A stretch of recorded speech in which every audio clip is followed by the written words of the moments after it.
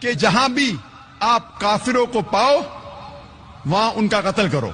اور جب آپ قرآن مجید کھولیں گے اور دیکھیں گے سورہ توبہ سورہ نمبر 9 آیت نمبر 5، اس میں برابر یہی لکھا ہے. بات وسیم رضوی میں آپ ہی کے ساتھ کروں گی. دیکھیں آپ کی طرف سے یہ PIL داخل کی گئی، قرآن پاک کو لے کر اس کی آیتوں کو لے کر سوال اٹھایا گیا ہے. تو سب سے پہلے میں یہ چاہتی ہوں کہ آپ ہمیں، ہمارے درشکوں کو اور ہمارے سبھی مہمانوں کو یہ بتائیں کہ آخر کیوں آپ کو PIL داخل کرنی پڑی. اور آپ نے 22 آیتوں کا ذکر کیا ہے، میں چاہوں گی کم سے کم آپ 4 آیتوں کا ذکر یہاں کریں اور بتائیں کہ دقت کیا ہے، کیوں آپ کو لگا ایسا.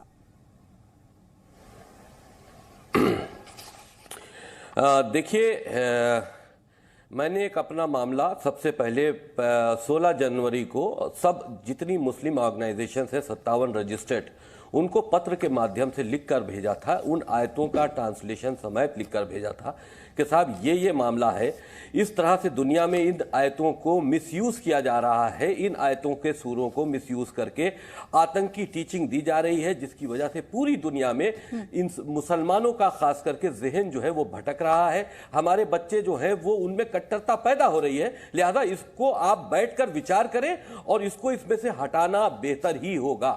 تو ہمارے پاس 2 مہینے تک کسی کا کوئی بھی پتر نہیں آیا، ایک فون تک نہیں آیا، کسی نے اس کو سیریس نہیں لیا. اس کے بعد مجبوراً میں نے لکھا تھا کہ اگر آپ اس کو سیریس نہیں لیں گے تو مجھے کورٹ جانا پڑے گا. اس کے بعد میں کورٹ گیا ہوں اور کورٹ، ایک عدالت میں ہم نے ایک یاچکا کیا کر دی، مطلب ہم گناہگار ایسے ہو گئے کہ ہم کو پھانسی دے دینی چاہیے. یہی آپ کا اسلام ہے. آج آپ ٹی وی میں اینکرنگ کر رہی ہیں، آپ کو یہ کہتے ہوئے پروگرام قرآن کے اوپر شروع کرتے ہوئے یہ بات کہنی پڑ رہی ہے، اپنی صفائی دینی پڑ رہی ہے، پوری دنیا ڈرتی ہے. یہ کون سی بات ہوتی ہے؟ حق بات بول نہیں سکتے؟ ہر ایک کو بات شروع کرنے سے پہلے صفائی دینی پڑتی ہے کہ بھائی ہم اس معاملے میں نہیں پڑھ رہے. ارے بھائی، معاملہ ہماری دیش کی سرکشا سے جڑا ہے، ہماری راج کی سرکشا جڑا ہے. پوری دنیا میں آتنکواد پھیلا ہوا ہے، ہم آتنکواد کی شکار ہیں، ہندوستان سب سے بڑا شکار ہے. ہمارے کیا ہزاروں لاکھوں مدرسے ہیں جہاں پہ ان قرآن کی ان آیتوں کا مس یوز ہو رہا ہے.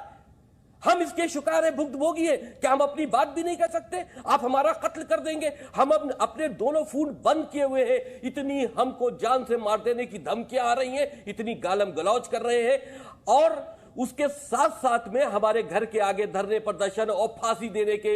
ارے بھائی، پھانسی کس بات پر؟ ارے ہم عدالت ہی تو گئے، آپ عدالت میں آؤ، اپنا سامنا کرو. آپ نے کہا کہ کچھ آیتوں کا ہم ذکر کر دیں.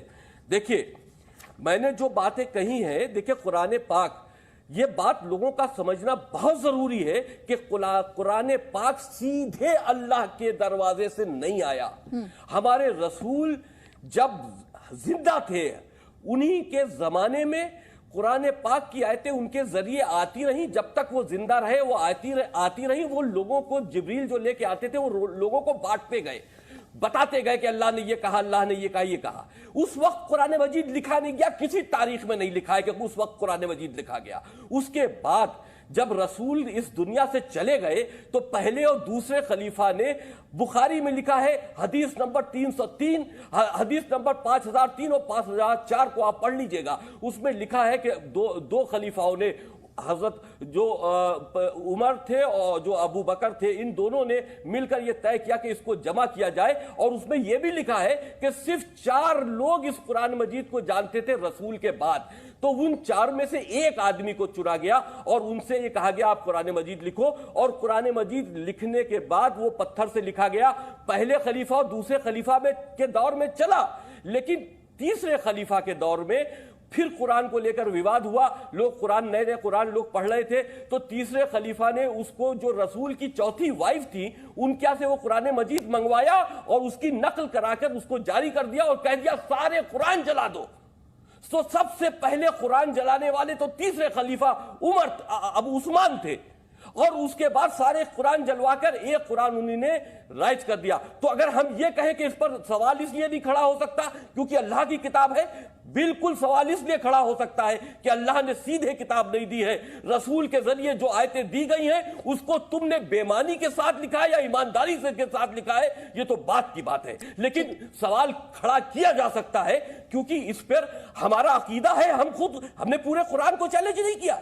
قرآن کے اندر بہت سی ایسی باتیں ہیں کہ جو انسانیت کے فیور میں، جو انسانیت کے خلاف ہیں. میں ترجمہ آپ کو بتا رہا ہوں. آپ نے کہا مجھے، میں یہاں تلاوت کرنے نہیں بیٹھا، میں آپ کو ترجمہ بتا رہا ہوں تاکہ لوگ سمجھ لیں. دیکھیں سورہ 9 اور آیت 5 یہ التوبہ ہے، جس میں لکھا ہے کہ جب رمضان کا مہینہ بیت جائے تو منکروں کو جہاں بھی پاؤ قتل کر دو، انہیں پکڑو اور ان کو گھیرو اور ان کو گھات لگا کر ان کی جگہ تک لے جاؤ اور جہاں بیٹھے ہوں ان کو مار دو جب تک کہ وہ توبہ نہ کر لے. یہ سورہ ہو گیا. اب دیکھیے یہ سورہ 9 التوبہ آیت 123. اے ایمان والو ان انکار کرنے والوں سے لڑو جو تمہارے نکٹ ہے، اور چاہیے کہ میں تم میں سختی پاؤں، یعنی کہ تم ان کے خلاف سخت ہو جاؤ. اور جان لو کہ اللہ جو ہے ڈرنے والوں کے ساتھ میں ہے. جن لوگوں نے، اب یہ دیکھیں سورہ 4 اس میں آیت نمبر 56، جن لوگوں نے ہماری آیتوں سے انکار کیا انہیں ہم جلدی آگ میں جھونکیں گے، جبکہ ان کی کھالیں پک جائے تو انہیں دوبارہ کھالوں میں بدل دیا جائے گا تاکہ ان کو یاتنا کا مزہ چکھایا جا سکے. یہ دیکھیے اب سورہ 9 التوبہ آیت 23. اے ایمان والو اپنے باپ اور اپنے بھائی، یعنی کہ ماں باپ کے سلسلے میں بھی لکھا ہے کہ اپنے ماں اور اپنے بھائی کو اپنا متر مت بناؤ یدی ایمان کے مقابلے میں وہ تمہارے خلاف ہوں تو ان کو اپنا متر تک نہ بناؤ. اور دیکھیے سورہ 21 الانبیاء، نشچت ہی تم اور کچھ جن کو تم اللہ کو چھوڑ کر پوچھتے ہو سب جہنم کے ایندھن ہیں. یعنی کہ اللہ کو پوجو گے تو ٹھیک ہے، نہیں تو سب جہنم کے ایندھن ہیں. ٹھیک ہے. اب دیکھیے سورہ 66 اے نبی انکار